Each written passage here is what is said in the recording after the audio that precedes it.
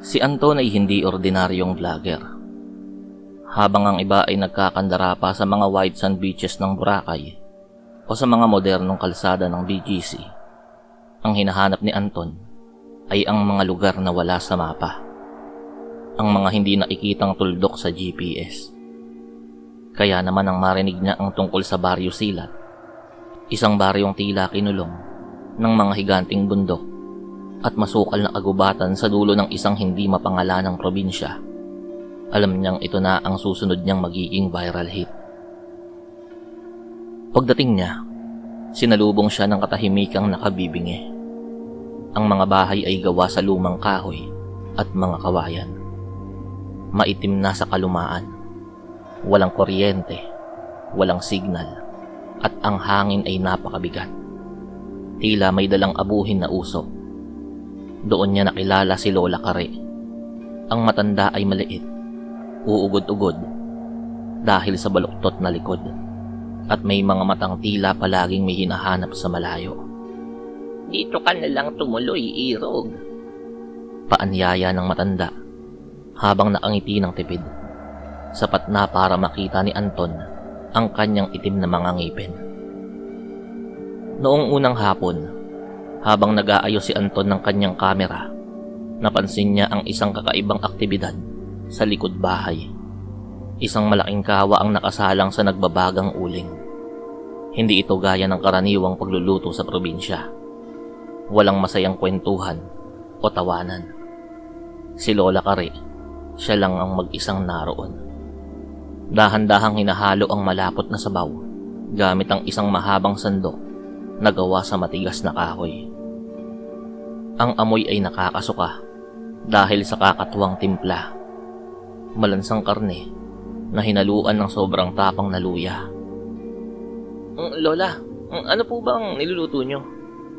Tanong ni Anton habang kumukuha ng footage. Tumigil ang matanda sa paghahalo. Lumingon siya ng dahan-dahan. Ang kanyang leeg ay tila tumunog na parang tuyong sanga. Nilaga, Irog. Espesyal na nilaga para sa mga panauhing naliligaw. Kailangang palambutin ng husto ang karne para madaling nguyain. Hindi mapaliwanag ni Anton ang kilabot na gumapang sa kanyang balat. Ang karne sa loob ng kawa ay maputi at tila may mga bahaging hindi kahawig ng sa baboy o baka. Ngunit dahil sa gutom at pagod, ipinagsawalang bahala niya yun. Baka ito ang kanilang tradisyon. Bulong niya sa sarili. Humiga si Anton sa isang papag na yari sa kawayan, sa itaas na palapag ng bahay ni Lola Kare. Ang tanging liwanag ay ang malamlam na buwan na sumisilip sa bintana. Sa gitna ng mahimbing na pagkakatulog, isang tunog ang humila sa kanyang pagbalik sa realidad. Iyon ay tunog ng tik-tik. Noong una, mahina yon. Akala ni Anton ay tumutulo lang ang gripo. Ngunit ang tunog ay naging ritmo, mabilis, tuyo, at tila nagmumula sa ilalim mismo ng kanyang higaan. Lalong bumilis ang tibok ng puso ni Anton. Hindi ito tunog ng ibon. Ang tunog ay parang basang latigo na pumapalo sa matigas na kawayan. Dahan-dahan, nang hindi gumagawa ng ingay, dumapa si Anton at inilapit ang kanyang mata sa isang maliit na siwang sa pagitan ng mga kawayang sahig. Ang nakita niya ay hinding-hindi mabubura sa kanyang isip. Sa ilalim ng bahay, sa madilim na silong, nakatayo si Lola Kare. Ngunit hindi na ito ang matandang uugod-ugod. Ang kanyang katawan ay nakatingala sa direksyon ni Anton. Ang leeg ay nakaliyad sa anggulong imposible para sa isang tao. Ang kanyang mga mata, na dati ay malamlam, ngayon ay naglalabas na nanlilisik na liwanag na dilawang kulay. Ngunit ang pinaka-nakakatakot ay ang kanyang bibig. Ang panga ni Lola Kare ay nakalaylay. At mula rito ay lumalabas ang isang dila na tila hindi natatapos. Ito ay manipis na parang sinulid, kulay ube, at may mga maliliit na tinik sa gilid. Ang dila ay unti-unting gumagapang paitaas, dumadaan sa pagitan ng mga kawayan. Tila isang ahas na naghahanap ng mainit na laman. Ang tunog na narinig ni Anton kanina, yun ay ang pagpalo ng dila ni Lola Kare sa mga kawayan habang ito ay sumasalat sa dilim. Biglang tumigil ang dila. 1 pulgada na lang ang layo nito sa mukha ni Anton. Sa sandaling yun, napagtanto ni Anton ang katotohanan.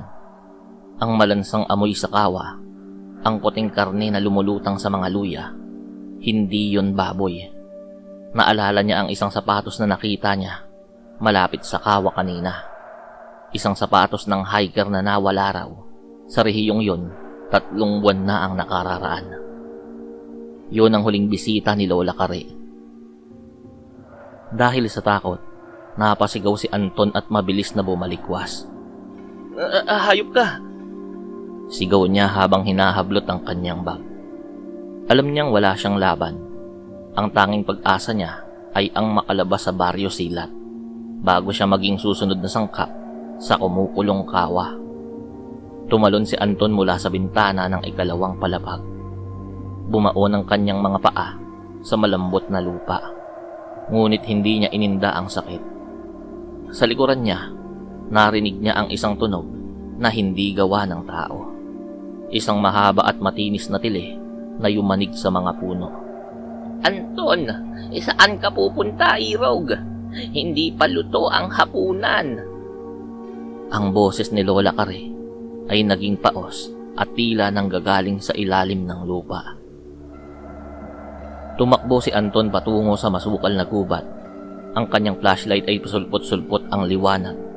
Sa bawat paglingon niya, nakikita niya ang anino ng matanda.